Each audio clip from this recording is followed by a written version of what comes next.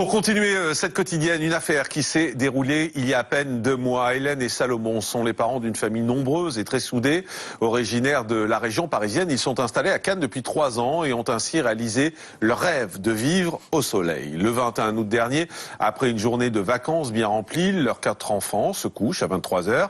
Hélène, peu de temps après. Salomon, lui, poursuit sa soirée avec plusieurs voisins sur la terrasse de l'un d'entre eux. Un de ses voisins disparaît soudain pendant plusieurs minutes lors de la soirée. Vers 3 h du matin, le père de famille, trop épuisé, rentre, lui, se coucher. Il réveille sa femme, qui se lève pour aller aux toilettes, mais elle découvre un homme dans le salon. Et il s'agit du fameux voisin qui avait disparu au cours de la soirée. Salomon se dit que ce voisin a dû trop boire et s'égarer dans son appartement. Il lui demande de regagner son domicile. Mais le lendemain matin, c'est le cauchemar. Kim, 4 ans, confie un secret à sa maman avec ses mots d'enfant. Dans la nuit, le voisin serait entré dans sa chambre pour la violer. Suite à cette annonce, Hélène est dévastée et Salomon incontrôlable. Avant de les recevoir, tous les deux, en direct sur ce plateau, retour sur cette nuit cauchemardesque. Nous sommes sur la Côte d'Azur, à Cannes.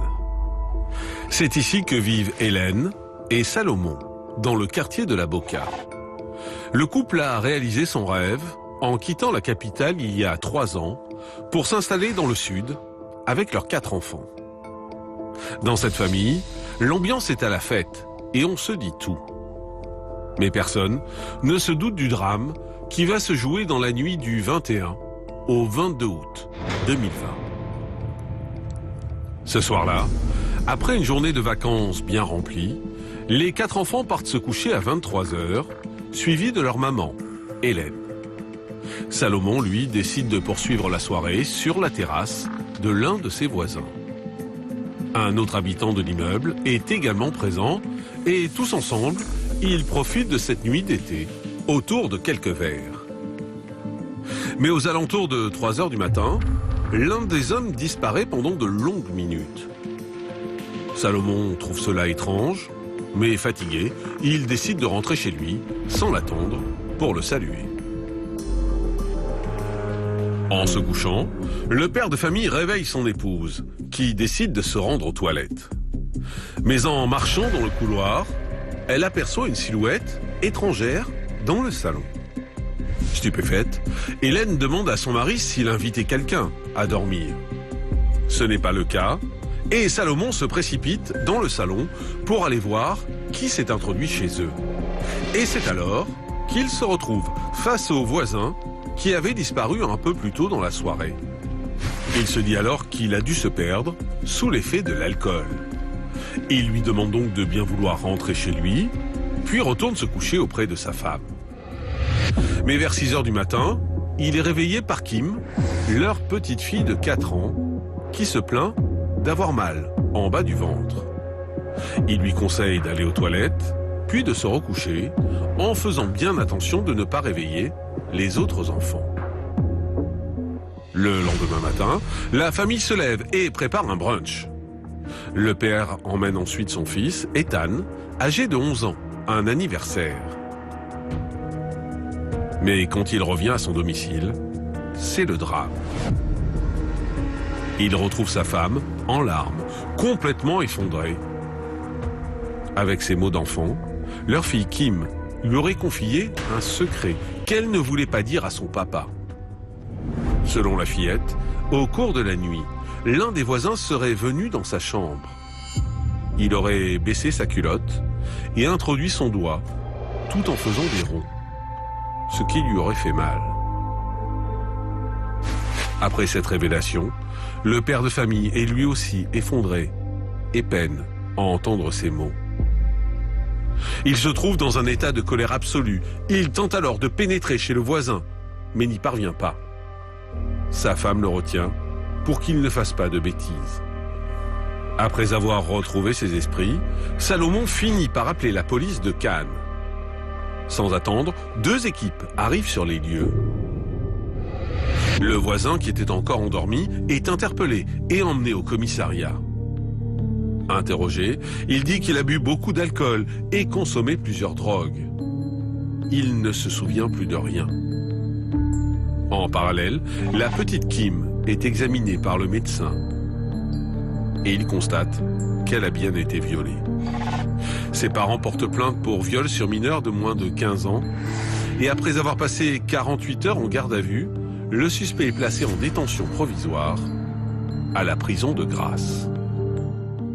Retour en direct sur le plateau de la quotidienne de Crimes et Faits divers. Bonjour Salomon. Bonjour. Merci d'être avec nous. Vous êtes le papa de Kim. Bonjour Hélène. Bonjour. Merci d'être là. Vous êtes la maman de Kim. Un petit mot sur vous deux. Vous êtes rencontrés il y a 12 ans. Oui. Ça a été un coup de foudre entre vous. Vous avez eu 4 enfants, Ethan, Lenny, Kim, dont on vient de parler, Elia. Et puis vous avez accompli votre rêve. Vous êtes parti vivre dans le Sud. C'était il y a 3 ans. C'était un projet qu'on avait depuis quelques temps. On a pu le réaliser il y a 3 ans. Donc, vous êtes une famille très unie. Vous êtes une famille heureuse, je crois, Oui, on peut le dire, harmonieuse. jusqu'à ce drame qui est arrivé. Une famille harmonieuse. Vous parlez beaucoup d'ailleurs dans la famille. C'est une famille qui communique beaucoup, visiblement. Et puis, il y a cette nuit qui est très récente, en fait. C'était du 21 au 22 août. Vous, Salomon, vous étiez parti chez des voisins ? C'est ça. Passer la soirée tranquille, soirée du mois d'août.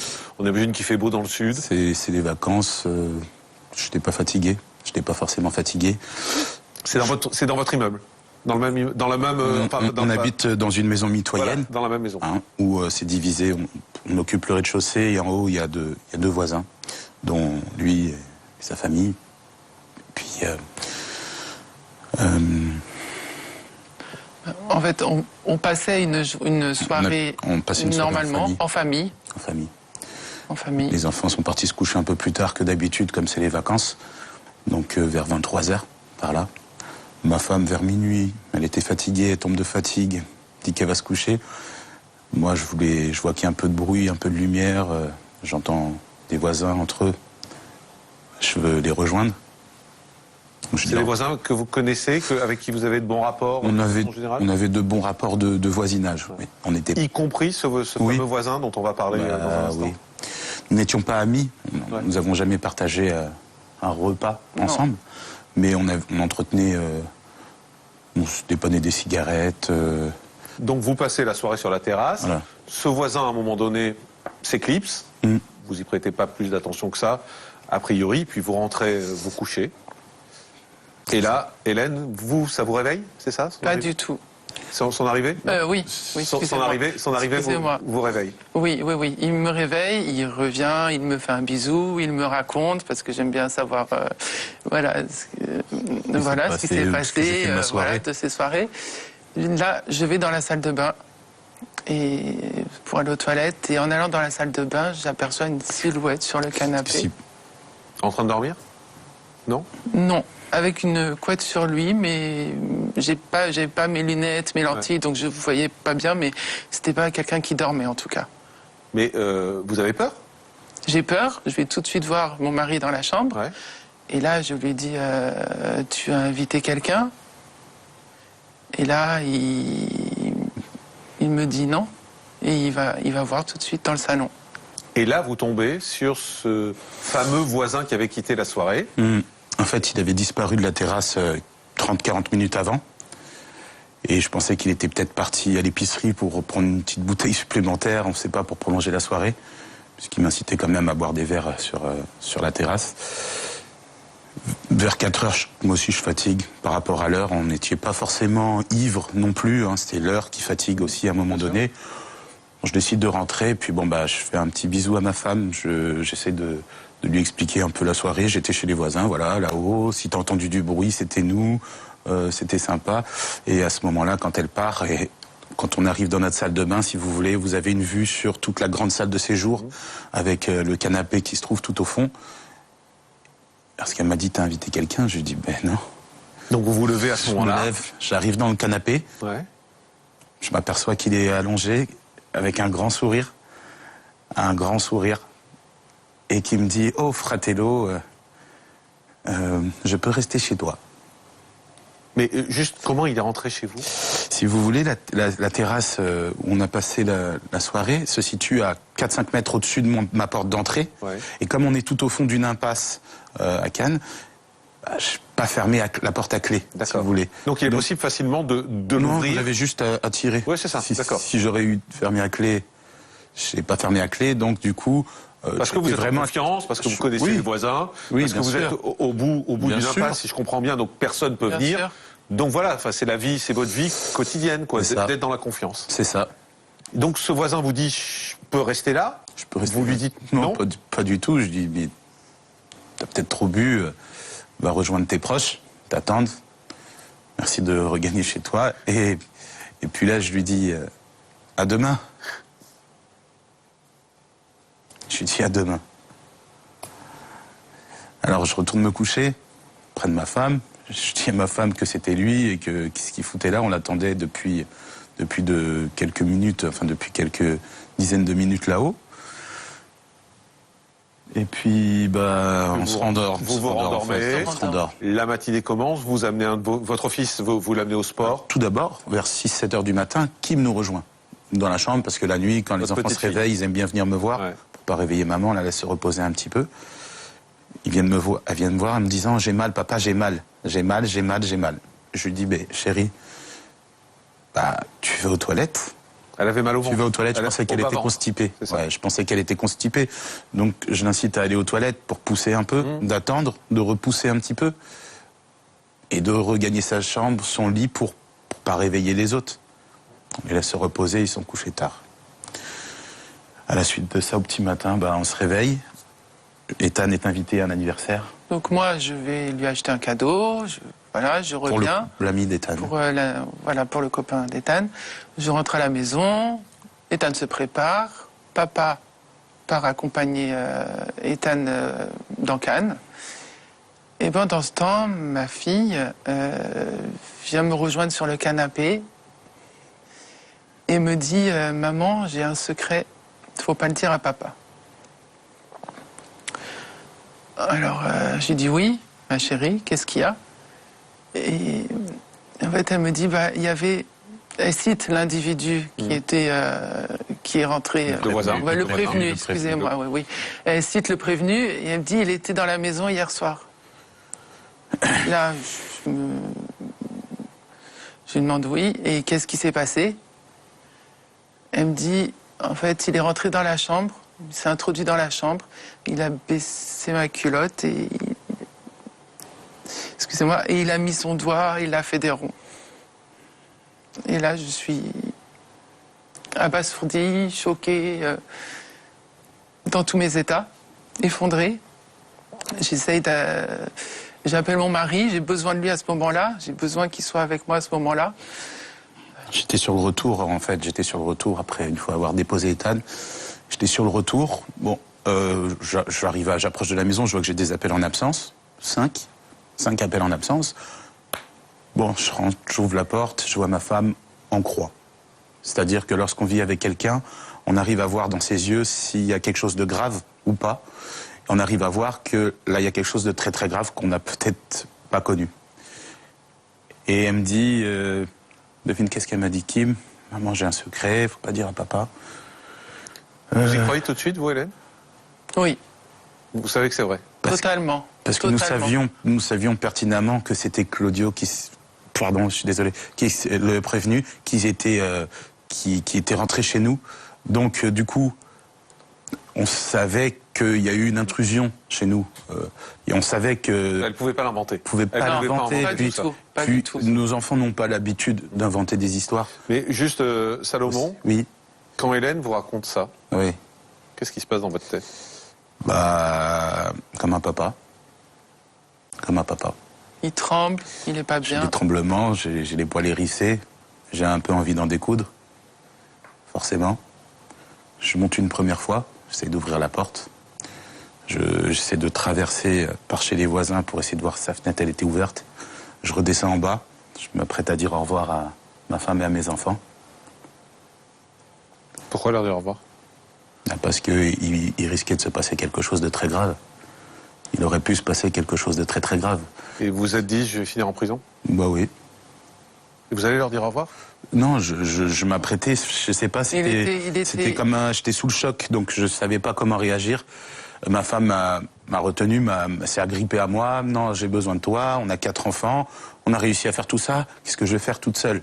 J'ai dû faire un choix dans la minute où j'ai appris ce qui s'est passé, mais il était incapable pour moi de me dire je m'apaise, je veux prendre le temps de comprendre ou de savoir. J'ai même pas eu le temps d'expliquer les détails avec ma fille, que j'ai préféré prendre mon téléphone tout de suite parce qu'il fallait faire un choix. Voilà, c'est la famille ou les autres. Hélène, vous saviez qu'il était capable de faire une bêtise? Tout à fait, tout à fait.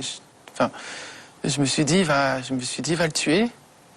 Et là, je lui ai dit, j'ai besoin de toi, je veux pas me retrouver toute seule avec les 4 enfants.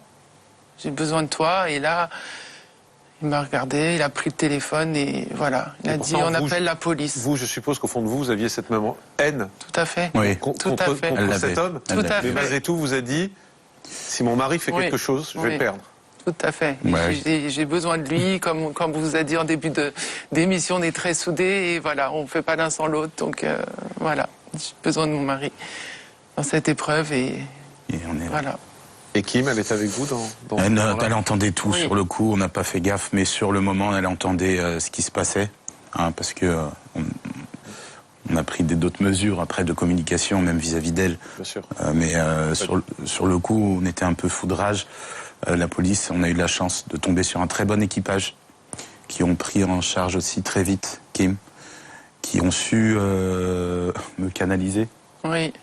Et c'est surtout la prise en charge de Kim qui a été très bien de la part de cet équipage que je remercie. Alors après le drame, arrivé à la petite Kim, bien, on imagine que la famille est abattue. Vous avez bénéficié d'un suivi psychologique, vous le disiez, oui. la police a été très efficace. Vous étiez déjà très unis, vous ne voulez plus vous séparer de peur qu'un autre triste événement ne survienne. Mais hélas, votre histoire s'arrête pas là, parce que pour vous, le cauchemar n'est pas terminé. Après le drame vécu par la petite fille, toute la famille est encore sous le choc. Ils redoublent d'efforts pour tenter de se relever et bénéficient d'un suivi psychologique. Mais le calvaire est loin d'être terminé. Le 25 août, Salomon aurait été pris à partie par des proches du violeur présumé de sa fille. Plusieurs individus l'auraient battu à coups de bâton. Il se retrouve au sol, le crâne ouvert, sous le regard impuissant de son fils de 11 ans. La police intervient alors, mais le père de famille décide de ne pas porter plainte par peur des représailles. Pourtant, l'acharnement continue. Quelques jours plus tard, la voiture de la famille est retrouvée rayée. Des crachats se retrouvent sur le pare-brise et les pneus sont crevés. Pire encore, un homme se serait présenté armé devant leur domicile.